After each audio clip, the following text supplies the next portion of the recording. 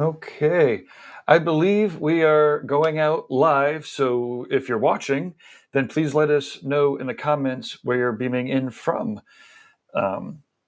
We've got a couple of minutes while the stream is going out and we're testing, so like I said, hopefully somebody in the background could check it and make sure that we're going. Thank you very much for tuning in. This is July 9th. Man, time flies, 2024. This is the Tattoo Weekly, Season 3, Episode 3. We're getting a little loosey-goosey with it, but last episode, actually it was last week, we had Corey Ferguson on from Canada. It was awesome, so you should definitely check that out. And we have a special guest, Amy Nicholls from the Apprenticeship Diaries, waiting to come on. So I'll go through our reinventing intro, let you know what we're doing with the Reinventing Network. Then I'll bring on Fawn, the co-host for the Tattoo Weekly. I think we'll chat about the New Mexico APT convention that's coming up this weekend briefly, and then we'll interview Amy. So yeah, let us know that if this is working. Tag a friend in the comments, if you will. And let me get the introduction started officially here. Welcome to Guy Aitchison's Reinventing the Tattoo Network, where tattooers, apprentices, collectors, and the curious are all encouraged to join into these live streams, to watch the replays, to catch up with us at real-world events like in New Mexico or Paradise or Hell City, to ultimately just to share with each other, to inspire each other, and ultimately create better tattoos and art together. We're beaming out 4 or 5 days a week, and with your help, are evolving into a network of amazing live and on-demand tattoo and art shows. You could find Reinventing the Tattoo in the following fine places. Or in the pick your devil, either poison, right? You could either the evil corporations, Apple or Google, have an app store, and you could download the Reinventing the Tattoo app, a beacon of light in the corporate sludge. YouTube also has an amazing Reinventing the Tattoo channel. You might be watching on it right now.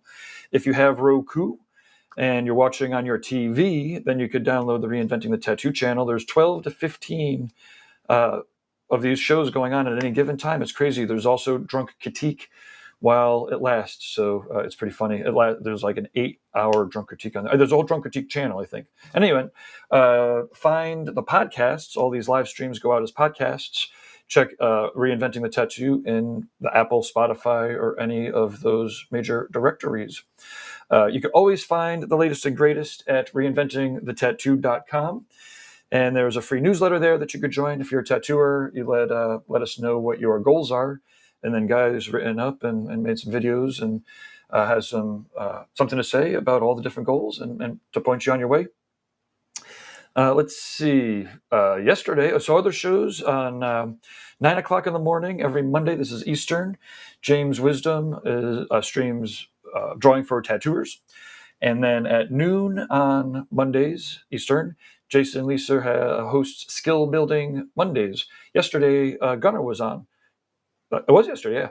And so check that out. Do a search for Skill Building Mondays and Gunnar. It was an awesome interview. Actually, if this is a replay, and I remember, I'll click the buttons to attach them.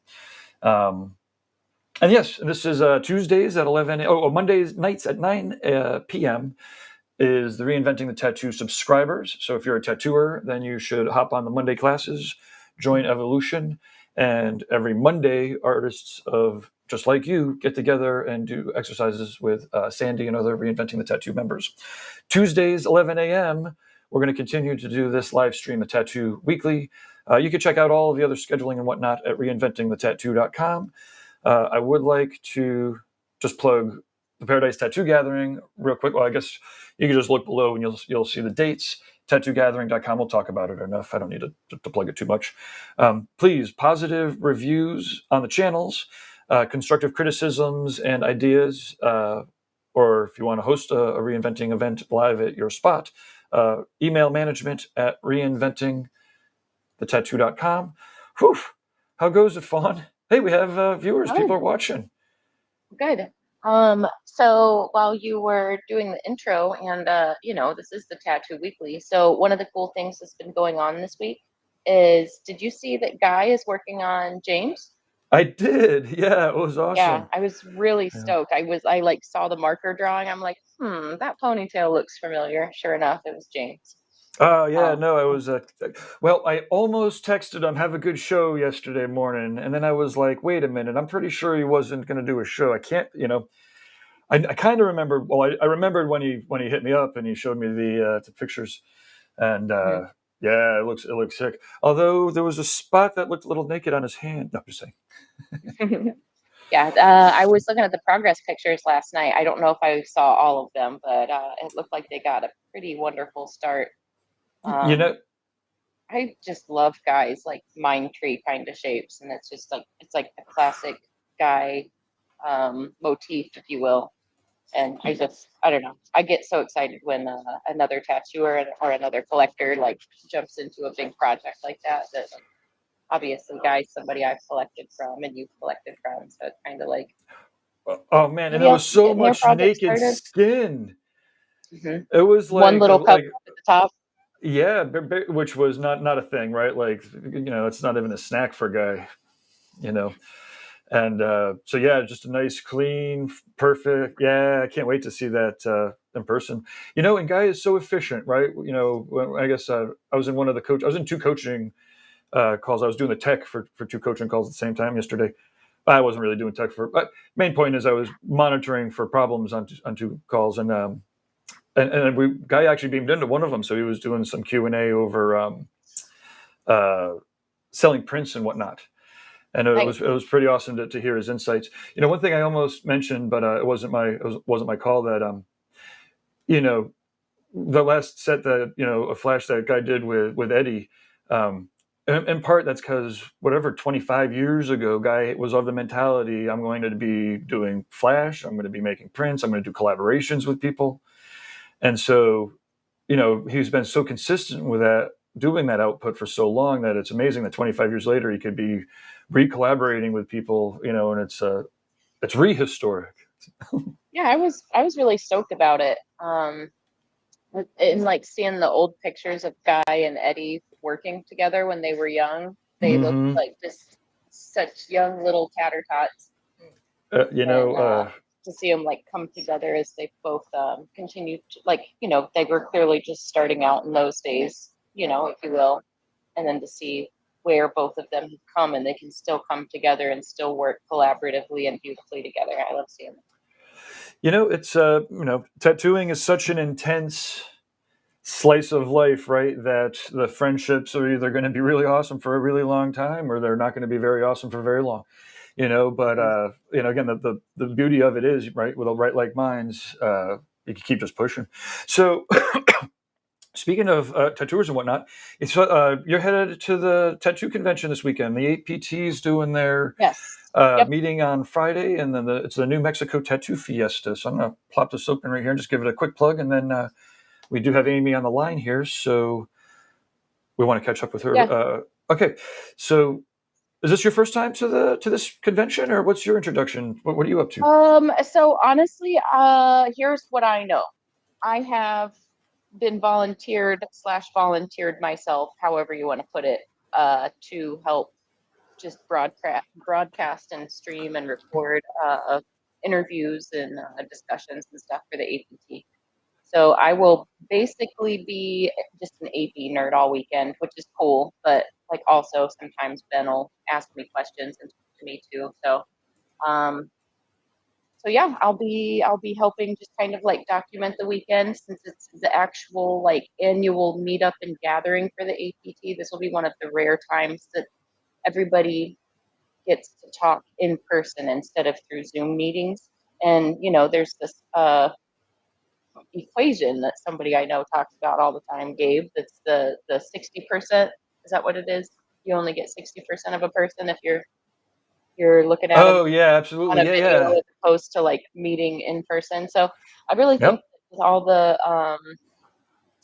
all of the like legislative kind of things that are going on right now on the outskirts of the tattoo community as well as in the tattoo community. I think this is going to be a very pivotal year for anybody who is already a member of the APT or somebody who wants to be a member of the APT. I think this is a pivotal time to get involved. And I also think it's a very pivotal time to have these in-person discussions. Sometimes I feel like when we're having these video conferences and stuff like we have all the time, it gets sometimes sometimes the discussion misses the point of why we were scheduled to come together, and it becomes like bickering over the wrong details and stuff. And sometimes people's opinions can get bulldozed over because there are so many other opinions being shared about different topics.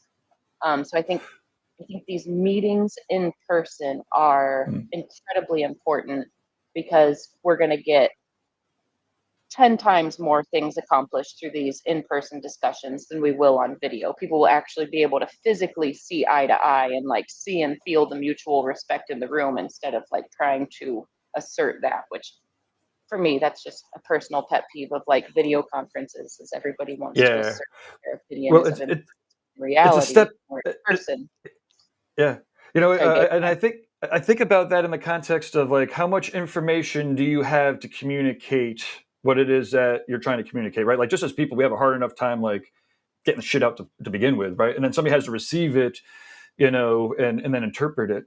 And Mhm.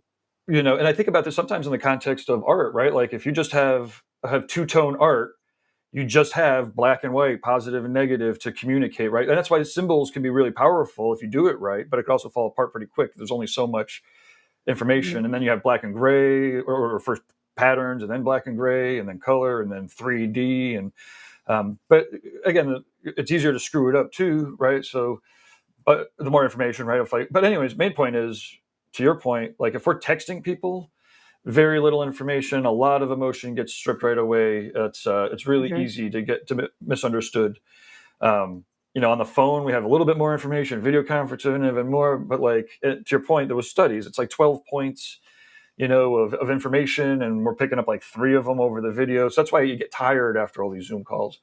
And Mhm. and we're designed to actually communicate in person. We're not designed to communicate over the computers like this. But on the other hand, it's pretty amazing that we have the ability to meet like this, but then catch up in person. So yeah, if anybody's headed to the New Mexico Tattoo show, definitely say hi, stop on by. I'm going to be there 2 extra days. I ended up screwing up my ticket, so I'll be there Monday and Tuesday, uh, probably doing site visits for an art retreat. I talked to a couple headliners for a potential art retreat, not for 2025, but for 2026. So Nice. I do love I haven't, I mean, I go to the uh, Jiminy Peak event every year, but I haven't actually been to one of the like destination small group resort style events that you've put on. One of these days, I'll clear some time in my schedule and make it happen. Actually, that's a good way to a beautiful natural segue into our guest, who I don't know if we met at the one of the first art retreats. Maybe it was one of the conventions just before that. But I remember there was some video that we had taken of Amy Nicolls, and she was carrying a bunch of art supplies, and it was a really perfect, iconic, like young tattooer, coming to learn kind of a shot, and Mhm. so yeah, here we are, what, 10 years later. And well, let's just bring her right on here. And I guess from there was the Apprentice Diaries podcast. And I know how much work it is. We all know how much work it is to do them. And I don't know how many episodes are now, but she's been hammering them through like clockwork. Amy, welcome to the Tattoo Weekly. Thank you. Thank you. I'm excited to be here. Um, Um, yeah, I think it was 2011, but I was at Jiminy Peak. I have, though, done one of the destination ones actually in New Mexico, and I can speak for New Mexico. That was a stunning venue. Alex Gray was there. He was doing an amazing, I mean, him and Allison both, his wife, were there, and he was doing like guided chakra based uh-huh. figure drawings, and he created whole playlists for it. So he like really took us through a journey. His wife Allison is also an incredible artist, and they're both fabulous people. But that was magical. It was, and that, talk about a place to have a venue. There was that resort hotel that we all stayed at, and it was epic. It was epic. Yeah, that we did. That was at the Tamia, and Tamia. New Mexico is just for me. It's just a great magical space, And I think it was maybe 2 years ago, up in Santa Fe, they did the Queercation Tattoo Conference, which was all teaching and whatnot. So I've been able to get back there, but I, never again. I'm excited to go this weekend, and the to the art retreat. It's crazy when all of the tattooers don't have the stress of making clients bleed, and different agendas, and and the hustle of like trying to make the money back at the tattoo convention. There's a vibe of it's one of the few times where I'm a pretty scientific kind of a guy, and I'm like, there's a vibe, there's an energy that's in the air that is not normal. Like, there'll be a creative energy of 100 people painting at once, and yeah, that was nuts. Who else was there? Chet Zar was there, Gabe Leonard. Our little group that I was sitting around, it was Kelly Doty, Teresa Sharp, Gesso, and we actually took a picture of them like Wilson Phillips. They didn't even know who the hell we were talking about. It was like, you guys look like Wilson Phillips running around with each other. And there was this huge rock that I was like, this scene that we have is just like the face of the Wilson Phillips album. They were like, what are you talking about? And we're showing them. You're like, just tell me to hold on for one more day. I was just like, tell I me to know I'm hold on. old. That's all I need. I know I'm old. Let's recreate the scene.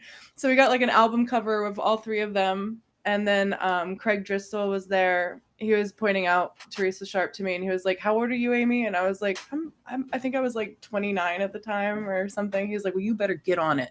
Look how young she is. Look how young she is and how awesome she is. You move. Yeah. And I was like, hey, bro. Yeah. Calm down. I'm on my schedule. I've always been a late bloomer at school. But he was fun. Everybody was really fun. And that's what, like you said, the magic of just actually being able to sit with other artists and create with other artists. There is a magic in the air, something, an energy of just mutual investment. You're all there to do the same thing. And that's rare in life, and there wasn't, there were people imbibing in certain, now medicinal marijuana, but like there was different things going on in there, but I don't think you even needed that. Like usually you need those kind of cohesive mental controls in order to bring people into the same space, but the art did it. The art was enough. Really cool. One of my favorite experience in the art retreats, right? So these are the Paradise Art Retreats. Sometimes it's hard for me to keep them all straight in my head, but because we're talking about an event that's 4 days where it's probably 95% tattooers, and then 5%, and then like 4% professional illustrators, and then 1% apprentice type, just drawers that are interested. But it's mostly, tattooers. But there's no tattooing, so it's all art, all different various forms of original art, and it's 4 days. And so for the first day, and especially the first year, everyone showed up and they're like, "What the fuck are we doing?" And it was like, well, I think we're setting up spots, and everyone can set up their easels or their sculptures or whatever it is that they're doing. And then we have some classes. And they're like, oh, okay. And then after the class, you're like, what do we do now? And we're like, I think we just hang out and then come back tomorrow, right? And then the next day, we took some figure drawing classes in the morning, and we had figure models. And then everyone started to paint in the afternoon. And this is what I was saying. By the third day, everyone's like, oh, like, instead, it was really, most people are painting 3 o'clock in the morning by themselves at their leisure, right? Or they're dorking out, obsessively, in the morning, or in the afternoons, whenever they can. But it's very rarely are they painting alongside dozens and dozens, if not 100, other artists at the same time. So by day 3, everyone's like, inspired. They're learning. They're comfortable. They're painting, and yeah, it's exciting to do those again. So. Yeah, and actually, obviously inspired by Hill City. There's tons of. This painting, I did at one of them. That was one of the ones that I did at the very first in Jiminy Peak. This one right here. It's 6 little paintings, but I painted that at one of them. I actually, the whole weekend, I did like the one that were, the first introduction of me at the events, carrying all my art gear, and the video. That was that that time, and I had the whole weekend I just painted, and I think I like killed like 4 or 5 paintings. They were smaller, but I made 4 paintings, so it's very concentrated. Yeah, and people are just, I mean, you're just so inspired. You get into it. You know what's funny is a lot of times, especially if I drive into a show, I always have at least one of my paint kits with me, if not my oil and watercolor, at least my oil. So it's not, I'm not saying I do it at every show that I work at, but it's not uncommon to see me like melt down or like sitting on the floor in the corner of the True Tattoo Supply booth, just like noodling away at some of my little paintings. Mm-hmm. I think Gabe kind of touched on it earlier, the like hustle and bustle of being at shows and that pressure to like make your money back, please your client, do all the social things, stay up late, all of that. I think a lot of times tattooers forget that they can, like, even though we're professional, established, working tattooers, you can still just attend a show. And I think that's something that a lot of people forget is you can just take a weekend off, go hang with your homies. Like you don't have to spend $1,000 on the booth and the 200 for health department or whatever. Like you can just show up and spend $100 for you and your partner to have a good weekend together, and then you can hang out and you can sit at the hotel bar and paint, or you can, there's always places to sit and chill where nobody would look at you like it was crazy to just sit and make art. And the crazy thing that happens when one person starts making art in a public place, it doesn't take very much for other people to start either gathering to watch them or join them. Like I notice when I have my little tiny kit out, and because it's little, if you guys have seen me, it's like the size of a laptop, my oil painting travel kit. But I'll get that out and I'll just set it up in like a little corner. And before I know it, there are a few other people that have pulled out like, analog sketchbooks and are Uh-huh. actually drawing instead of just working on like whatever they're drafting for their next tattoo on their iPad.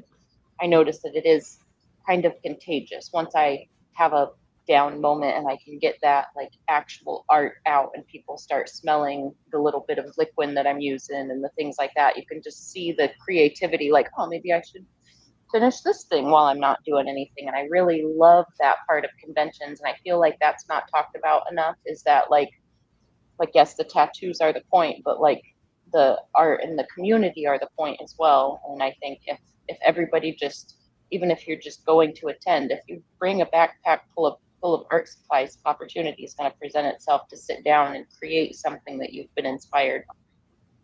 So To I encourage more artists to not look at every convention as a potential work opportunity, but actually look at it as like a weekend off and a weekend to create art for yourself, not for a client once.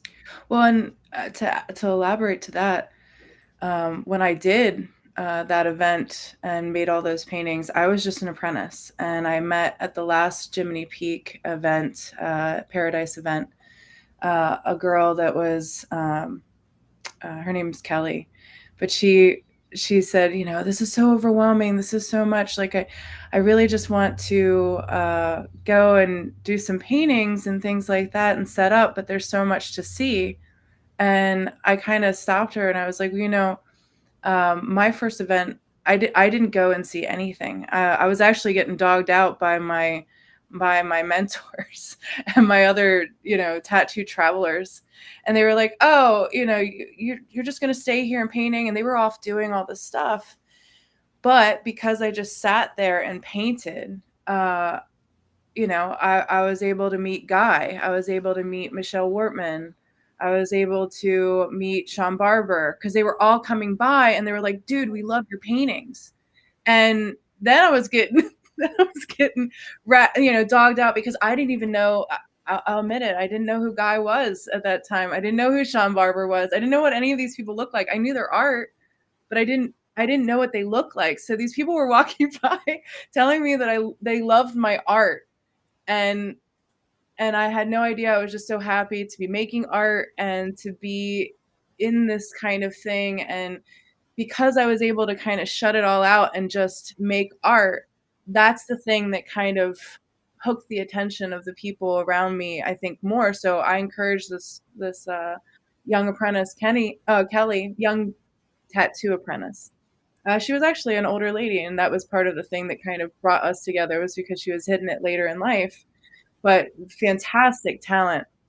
I said, you should set up and do some art because I think that you'd actually you'd have people draw into you, like you were saying, Fawn. Like, it's amazing what focus people, spend on you when you just kind of get into it. They're like, oh my god, this is TikTok videos like in real time, but I'm able to watch it like happening in front of me, and you're like, yeah, man, like It's it's a all novel idea to watch art happen in analog. It can still be like that's right. a real thing. Yeah, Oh, this is yeah, the tiniest performance art I've ever seen. No, right. this is what painting looks like. That's what this is. Yeah, and you get to see it in real time. Like, it isn't just clipped up from a million different angles and stuff. Like, Mhm. no, you can actually sit there and watch it. And I think one of the things it both shows dedication, but it kind of removes the magic a little bit. Is like when you sit and let's use Chris Dingwell for example. Like I could sit and watch Chris Dingwell paint because he'll be working on this huge piece, like a large painting, and then he'll hyper fixate on one blueberry or like a bundle of three blueberries for like 4 hours. And it's like, well, those clearly look like blueberries, and you watch them, and it's like those look even more like blueberries. And you watch them a little longer, and it's like those look even more like blueberries. Now they look like glowing blueberries, and you just see like each of those little hyper fixations. Like you wouldn't think it took all those layers to achieve the magic and some of those tiny little details, but when you watch them and you watch those like the layers of color and the layers of glazes, and you see like it is magic. It is No, no, almost no, like no, no, meditative and almost no, thoughtless as no. he's doing it. Like he's just doing the thing that his mind's eye sees. But it takes the magic away. It's like, oh, the magic is the dedication. Like there's no tricks there. He's just, I mean, the trick is the time and dedication. And I love watching things like that happen in real life because it's like the perfect reminder that if you're given the right tools and an unlimited amount of time, you can achieve anything. Like as a painter, as a sculptor, as an artist, if you're given the right tools and unlimited time, you can figure anything out and you can achieve anything you want. And I love being reminded by other artists how possible that is. Things look trippy, crazy, beyond believable, but what is the magic that makes that happen? Just the act of actually doing it. There's not really a shortcut for it. Like you can't duplicate pattern in real life like you can with, Photoshop. You can't just emulate. You can't take this 2 inches and say autofill but make it random. You can't do that. You actually have to, you get that 2 inches, you then have to continually do that through the whole thing. So there's like this living, breathing evolution of a painting in real life. And I love seeing it in person. I could sit and watch tattooers tattoo all day, just as entertained and amazed and mystified as before I even tattooed. So I love watching it with paintings though, because those are the heirlooms that we get to see handed down and passed on. And I really love watching people make. I like calling it analog art, but any art where you actually get your hands dirty, I just love watching it happen. well, and there's um, getting back to like learning, and you're going to these events to learn and all of that. I honestly recently have had a hard time putting on those blinders to everything and just kind of, find it's amazing because you have the paints, they're all there. You can make the time, and as soon as you make the time or you sit down to do it, time doesn't even exist anymore. You just are doing it, and it's Mhm. awesome. And lately, I don't know, as an older person, or it's just I have, what did Ron Swanson say? Don't half-ass anything, whole-ass everything. Um, I had more ability to do that younger in those apprenticeship zones. Like, okay, I just need to make, and I would just get into it so much more intently, and there wasn't as much. And I don't want to blame anything, but there wasn't as much social media, and I didn't have any interest in that. And so now, like, finding that focus of like just sitting down, making art, making the time. And that's why these events are so great, is because you're in it. You've committed to it. You've booked the stay. Mhm. Take the time and get into it and have fun and just wall in, and but it's harder now than it was before. The nice thing, like what you're saying, the nice thing is when you do these events and you take your art supplies and you force yourself to sit down and work with other artists, that inevitably ignites a spark that keeps Mhm. smoldering even after you get home. And like it might take a few weeks or a few months for that spark to like dwindle down, but like usually after I do a show where like I'm really around a lot of artists that I look up to or I'm seeing a lot of rad things go on, I'll be inspired that weekend, and then that just kind of lasts for the next few months. And then by the time I go to another show, it's like that rejuvenates that inspiration and that drive. Like, I like to say all the time that like I still feel like I'm entry level at everything that I'm doing because I'm constantly leveling up. So whatever the thing that I'm working on, I always still feel entry level, and I always still feel like there's more tricks that I can learn and more things. So when I have the opportunity to look over somebody's shoulder who is much more advanced than me at something I want to learn, that's like the magic that's been sprinkled in my life. It's like, oh, those are the tricks that I need to use next. And then that kind of like ignites the like wanting to master those little tricks that I saw, or like whatever the technique is that I want to try to like steal and incorporate into my own work, or Yeah. something that I've been trying to figure out myself, and then I see them do it and it's like, that was so simple. That's what I should have been doing all along. I've been making this so much harder than I needed to. Um, but those little like gems are what kind of keep me working forward and trying to figure out the next thing. So, Oh so for yeah. me, I think it's almost like a dose of medication to get up and out and get to educational events, like Oh the yeah. social reasons, of course, too. But like I just love that, like the energy exchange and the information exchange, and it just makes me hungry for months after one of these events. Yeah. Well, and if you're looking to teach somebody to tattoo too, I mean, like you said, when you see somebody do it simply, I think mastery of something is not only when you can do it, but when you can tell somebody else how to do it or emulate that to somebody else. You know, Mm-hmm. you might, through your own experimentation, that's been my story and a lot of it, find your way of doing it.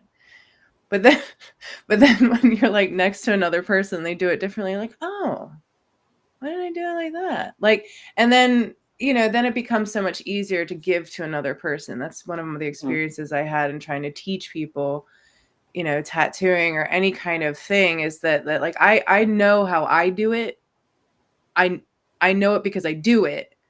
But then but then deconstructing that and giving that to someone else is not something that I really have a mastery of doing. That's been a focus, has been trying to think about how systematically I do things. What I've found is that, like you said, Fawn, there's people so much better at teaching those kind of things than me, that now Mm-hmm. I'm going to educational events to listen to how they deliver information and how they break it down and get a lot more technical. Because what I've learned is I'm not technical. I'm intuitive. I learn intuitively. I just want to get in, get dirty. And for people like that, where I can just be like, here's things, play with them. They're like, cool, man. Like I can just hack, like I can just figure this out and whatever. Yeah, sure. Yeah, go do that. If I can do that and they'll just make things and it's awesome, great. But like, but if they're very technical, or if they're very anxious and they don't want to mess up and they don't want to, do it wrong, I'm not good with that. Like I'm like, well, I think you do it this way, but man, let me go back, and I don't even know how I don't even know how I did that. I don't know how conscious I am when I'm creating, and so that's been a thing of just trying to be a lot more conscious. Maybe that's something that's hard, like uh, re-scrambled my brain about my focus, is that I know what it takes. I know the focus it takes to create. I don't know how to bring somebody else into that space, except for, like you said, Gabe, like these events are kind of designed like that. They're meant to be these places where you don't really have any excuse, and you can wall in. And one thing that's been going over my mind, and this is completely out of left field, but one thing that I do think I have some kind of uh, skill for, is being able to create and talk at the same time. I don't know how I would construct Mhm. this seminar, but I've met since I've just been, going around and meeting other tattooers. I've met other tattoo artists who cannot talk to you and tattoo at the same time. Yeah. They can't. Well, They to be can't. fair, Amy, that is something there are some brain types that can Mhm. multitask and multi-track and do many things at once and perform at high function on all of those tracks. We might want to call that ADHD. I don't know. But then we've got people who have one dedicated track of their mind. Like even too much music might distract them from what they're doing, or the wrong Right. kind of music, because their brain needs 100% focus into what they're doing. In my opinion, that's the kind of person that, like, if they want to teach, they should film their setup and then talk, or like film their process and then talk over it. That I Mhm. think would be the solution to the kind of person who is an excellent tattooer. But if they start talking too much or they're explaining too much, that's going to take away from the actual quality of the tattoo. So I think that's something that a lot of people need to consider, is just record what you're doing. I've actually been looking for like the appropriate first person view camera that I can wear. I've really Mm. been like chomping at those Ray-Ban glasses that are only Mm, compatible with Facebook right now. Uh, As soon as mm. those are like an open platform and I can stream to anything with them, you better believe I'm going to put those suckers on and I'm going to be like, so right now I'm mixing this color with this color. And then when I come back to the skin, it's going to blend with the right. colors that I already have here. Now watch. And when I have that capability to have the first person view where I can literally tell you, like, okay, so I'm turning the 5 mag at this degree because it works like this, as I do this and this to make this texture. Like, I think I could do that because, yeah, Amy, we're both very long-winded by nature. We can talk and talk and talk and Oh, talk yeah. Well, and no, I mean, continue doing what we're that's doing. that's for education. I'm just talking about being able to talk to your client. Like being able to engage in a conversation with your client about BS, about like, how was your Oh, day? Like, and like, well, like and I wouldn't do it with tattooing. If I taught this, it would be, let's paint together. Let's paint together and let's have a conversation while we're painting. You're not allowed to stop painting. I don't care what you create. You're not keep your allowed hand moving. Mhm. to stop That painting would actually, because it's I like a thought you were stretch. talking educational. That would be a Yeah. great exercise, though, Yeah. to like, I don't know. I do think a lot of you, and I think you and I agree on this, but a lot of the tattoo experience, or a lot of the tattoo isn't just the tattoo itself, but it's the Mhm. experience. So Yeah. like that connection I build with my clients, that's all through conversation. Mhm. The care that I can give to them, that's mostly words. Mhm. I have one coworker, and he is a fantastic tattooer, and he is incredibly technical, and his work is impeccable. And like, to talk to him on a social basis, he's totally fine. But with his clients, I listen to him and I just crack up all the time because they'll ask him the most simple question, and he's like, I I'm not even thinking about that right now. Why would you ask that? It's like, they're just making conversation. They're not Yeah, trying like to like be nosy and pop quiz you or anything. They're just like, hey man, we've been stuck in the same cubicle for the last eight yeah. hours. What's life like? Yeah. So it's It's funny that totally a like thing.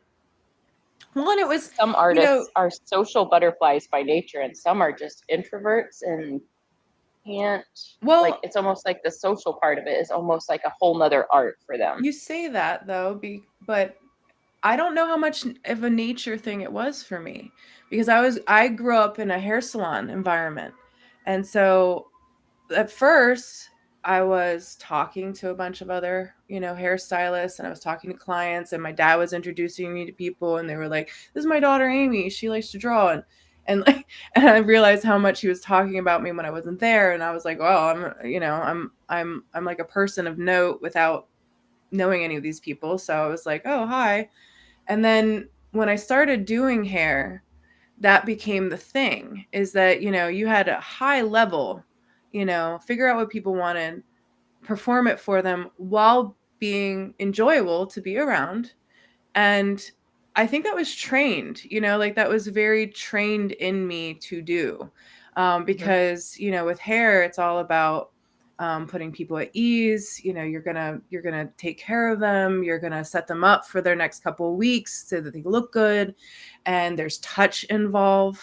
And that was something that I realized within teaching people, is that touch anxiety is a thing. Like, how many jobs do you actually touch people? Like, really Very touch few. people, and then you hurt people on top of that. So I was already over so much of that, like, hesitancy to put my hands on people and to engage in a very intimate way. And I do think it's trained. I do think that is something that you, throughout time and space, get very trained to do. And if you haven't grown up in environments or jobs or processes, or, even as an artist, you're dealing with a canvas, like an actual canvas, or something where you can rip it apart and manipulate it. But when you put that human element in it, and you don't want to hurt them, and you don't want to, that is something to where, and it's weird because you almost have to not care about it. And like you said, fun, like, they're not trying to put you in, they're just trying to have like a normal time, but you're thinking about it in all these different ways. Like, oh my God, if we could just like clear the anxiety out of it, and just do drills of like just action, and then have a conversation. Action, conversation. Like, we already know how to paint, like, we already know how to draw, like, just but try to tax it beyond this. I think it would be really fun. I think people would laugh a lot. Because they'd be like, why can't I do this? I saw Jason Leaser is on here with us, and I know that he's one of them. He's like, dude, I can't have a conversation and paint at the same time. And I know it's him, and I appreciate it. And I don't even want to, like, it would only be something if you wanted to tax those skills, because everybody has their rhythm when they're tattooing. Everybody has their thing. I put on my playlist. My clients know I do it this way. Fine. I'm not there to tell people what to do. I'm just saying that if you really wanted to learn how to have a conversation with a client, let's start with all of us as artists in a circle, not tattooing, just painting or something like that, and having conversation with each other while we're doing it. Because I think that I know it's one of the things that my clients like about me. I know it's something that they have noted, particularly about the experience they have. And I'm sure, Fawn, you're the same way, that like, we can just sit there and we can just have a great time. It's all loosey-goosey. It's easier. It's distracting sometimes because, as you said, I'm long-winded. I can talk at people, but like, it's like listening to a podcast then, and they're engaged because it was something that was brought up in that moment, and they do have the opportunity of a back and forth. So it's very it's just something that I think personalizes it that much more. And and that's the thing, is that like, whenever I'm like, oh, is the music okay, they're like, it's whatever you need, man. Like, they're so like, whatever you need. I'm like, no, I mean, I'm not even listening to it.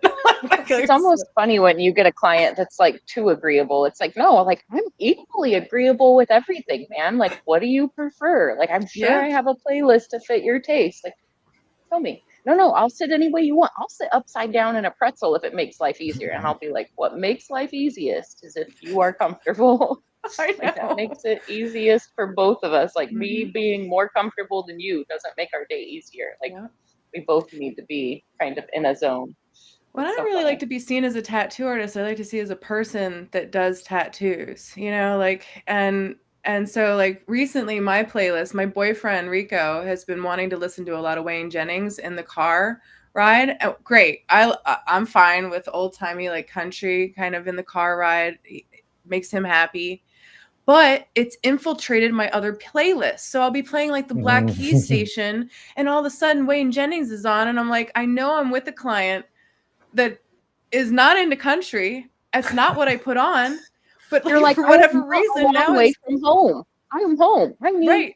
Not right. But then I'm able to laugh and share with my client this whole story about how my boyfriend has been just so up my butt about listening to Wayne Jennings in the car, that now we're talking about the playlist instead of listening to the playlist.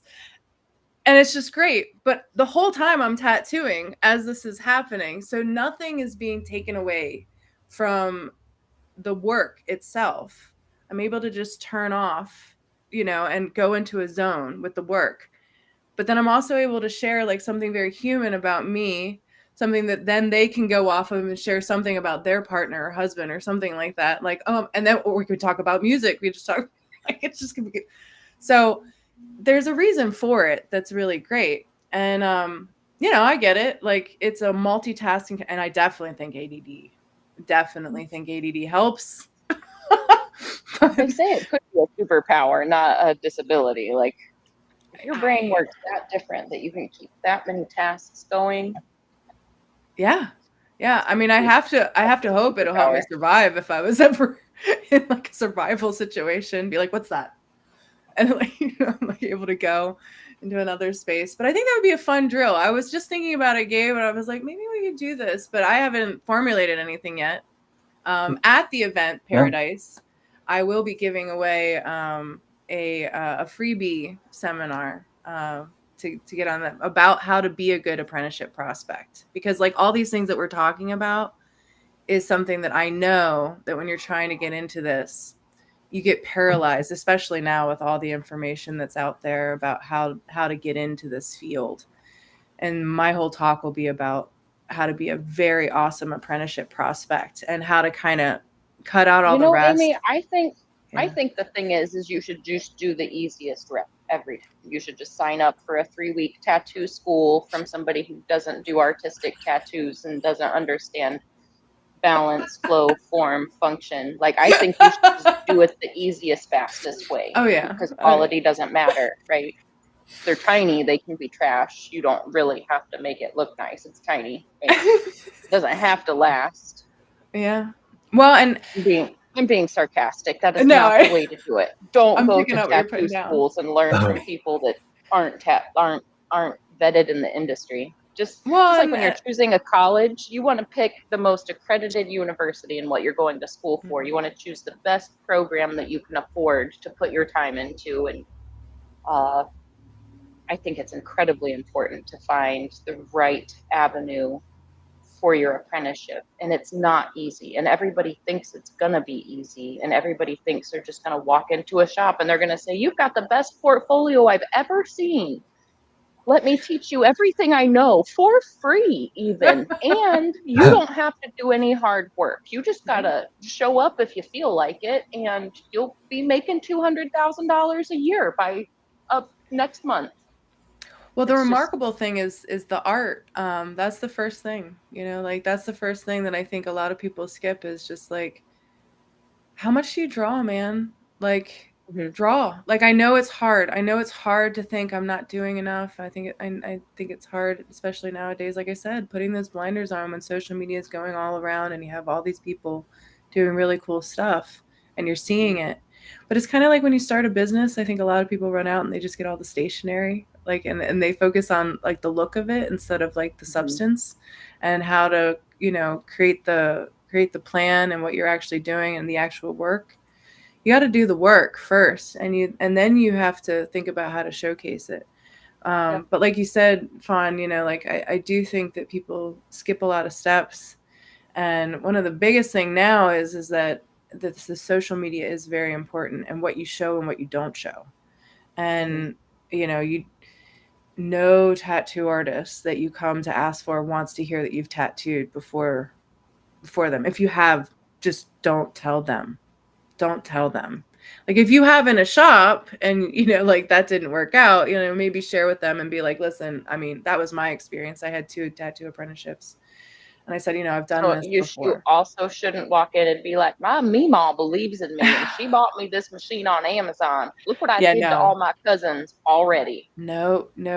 And if you do, I mean, you can be honest about it, but be prepared for that not to be a good look at all. like, and they're going to tell you, put that crap down. Do not touch it anymore and draw.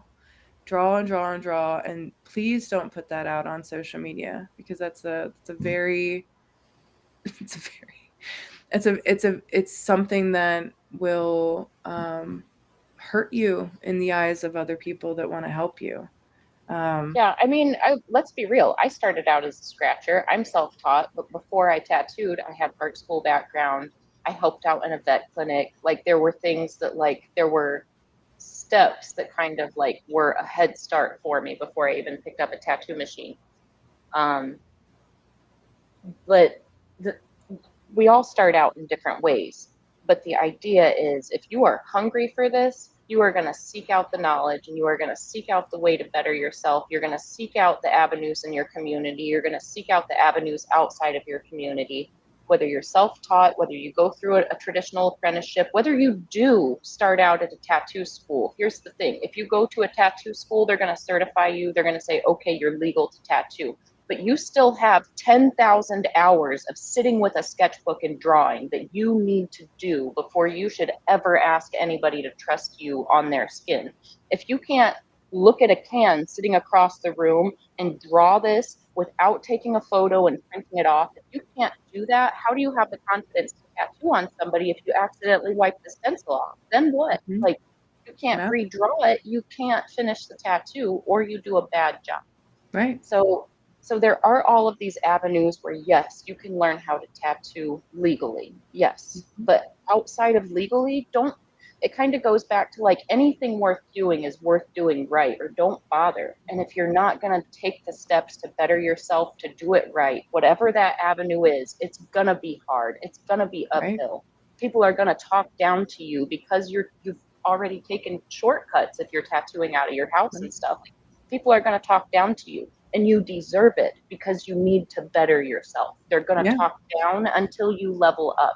Yep. Once you level up, then you can stand on your own 2 feet and call yourself a tattoo artist. But just because you got a machine, you took a few tests online, you took a little course from somebody that may or may not really know anything about art. Yeah, they know how to legally and cleanly put a tattoo in the skin, but do you want to make a trashy mark even though it was legal, or do you want to make a good quality, beautiful piece of artwork that's going to last forever, that's going to stay beautiful? Which do you want to do? Do you want to be that person that yeah, I went to this guy and I paid him $40 and he did this thing on me.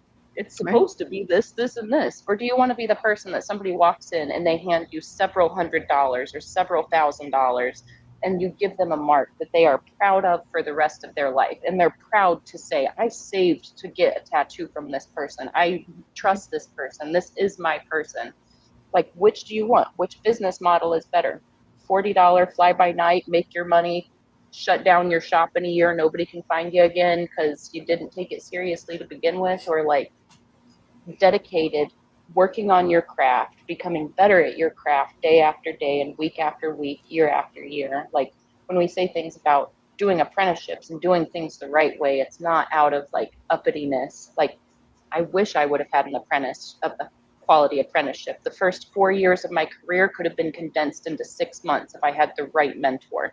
And that's why it's Yeah, you important that all of you this shared your swimming story. upstream by Yeah. myself, when Mhm. with the right mentor, it could have been so much Well, more of a breeze. you bring up a good point because I do have a hair background too, and there is a difference, and I've seen it between an apprenticeship in hair, which we're in a really interesting phase of development right now with tattooing. As you mentioned, there's these tattoo schools that are coming out.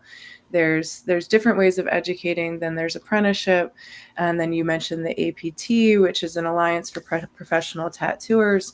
And that's really about, I think, trying to keep legislation where it needs to be. But there is a difference between what is legal and what is correct. And you have to find that very good sweet spot. In my experience in going into hair, for example, just to take it outside of tattooing, this is a very old profession that has a lot of regulation, that has a lot of checks and balances, bureaucracy, and all of this mess that really doesn't equivocate to great haircuts all the time. And, these people go and they spend thousands of dollars to go to a hair school that is accredited, but they'll come out insecure, not knowing how to do certain things, having fully passed their tests, having no social skills that could really give them that kind of in-depth knowledge. And it was incredible to me to meet people who had come out of the school setting completely accredited, ready to cut hair, and they struggled so hard because they didn't have that feel of a hair salon. They didn't have that feel of talking with clients. I had grown up with that my whole life. So I had kind of like a hair school in-depth apprenticeship in that my whole life, multifaceted, from like the counter back to like actually doing it, being a shampoo tech. That's what you get when you're in an apprentice. They'll put you on the front end. They'll make you manage other tattoo artist schedules. You'll get to see other tattoo artist setups. You'll get to talk with their clients. You'll get to, like, that is an education you will not get if you go into a school setting. You will not get it, and you will be paying a lot of money to just get in there and tattoo. But then it will not give you all this other stuff that if you just take your time and you just put yourself under somebody that can show you and it sucks because you want so much so quickly, but it will condense the time. It will actually, because then you'll have somebody that'll guide you. What machine should you buy? What what ink should you invest in? You'll be able to see their experience with all of these things instead of having to run out and buy a machine that you think will help you. You don't know. I mean, I had it in audio. I'm a podcaster. I'm the podcaster of my podcast space. I've like grabbed you phone and be like, what are you using? Because everything, when you don't know what the hell you're doing, you're like, what is this? What is this? I'm going to buy this really expensive thing. I have invested so much money to never use it again. And that's not what I needed. That's not what I needed. And then I hear from you, I'm like, oh yeah, I go on like church forums and I see what they're using because they have really great audio and visual setups. And I just like, I was like, what? And they're That's ready to awesome. share the information. No Right. gatekeeping. They gotta spread the word somehow. It's so Only cool. place I found that doesn't gatekeep AV stuff, like, oh, you got to get this camera because you should know how to use it if you're a professional. Churches are like, no, you need to get this camera because it's the easiest to use. We got Tom using it. He's a moron. I know. And the one thing you don't want to set up your sound. And if there's one event you don't want to fuck up, it's the hybrid virtual funeral. Right. I want to mess that up. I know, and that's the thing. We got to get Can you hold on a second? We've got some technical difficulties. No. Can you? Oh, sorry. Maybe you need to redo that. Can you redo the eulogy all over again? Hold on. There was a buzz. It's so somebody shut the fan off. Can you change those batteries? Do you have the batteries on that light? Yeah. Shit. Okay. Well, sorry. And pull back. We're offending. That's why I have my podcast, and it's very raw, and it's very like, and I meet with people more than just tattooing, because I find that these kind of attitudes, they cross fields, they cross everything. It's whatever you aim to do, that kind of focus that you have to have going into it is so similar. And once you kind of understand how you have to expose yourself, how you have to network, how you have to get out of your own like thinking and diversify and meet with people like you, Fawn, and hear that awesome information, and you just start going, oh, okay. And for me, like I said, with art, it was so intuitive that I just started doing it. And then my parents are like, well, she seems to be really into this, so we're just going to provide all this access and the space. And so I came into it with like a hearty portfolio, and it kind of just clicked with me. But with everything else in my life that I've tried to do, I've really had to try. And my podcast is about showing people in a moving way how awful I am at doing something that I have no idea what I'm doing, and to show them that like we're all doing this, and we're all it's going to be awful. Words of Dory. Just keep swimming. Just keep swimming. Yes. And that's what it is. We're just about on the top of the hour. Do you want to let us know a little bit about your tattoo shop that we have here? Is this? Let me screen share it. Oh, so I have a little private studio right now. This Perfect. is it was founded in June of 2020. I actually Maryland doesn't have any licensure for tattooing. So when they did the COVID lockdowns, I didn't tattoo anybody outside of people I had already had invested time in, just so y'all know. But we kept it a very controlled space, and it's a very intimate space that I was able to keep very clean and very managed. And that's kind of the beauty of it now, is that it offers a very intimate setting. It's in the back of my family's commercial building, and it's just like a little room. It's just like a little room with me and them, and it's very intimate and nice. But it kind of makes it so that it's very easily managed by me, to keep centered around them while they're there, and we're able to just kick it and have a great time, and very personally focused. But yes, it's called Beyond the Pale Art Studio, which I had been thinking about for a long time. Beyond the Pale, just as a background, is a euphemism that the English actually gave to Irish people. The Pale was a province in Ireland that the English owned, and so anything outside of the Pale was considered lowbrow and Hmm. not cultured. And so Beyond the Pale is like taboo, and like kind of beyond what social convention dictates. And so that's why I really liked it. Plus, beyond the pallor of the skin, I'm very pale and now I'm tattooed, so I felt like the double entendre was pretty cool. Like, and also, like, all of this, what everything is very white in my studio, which I think is anti-tattoo culture too, which is like mostly black.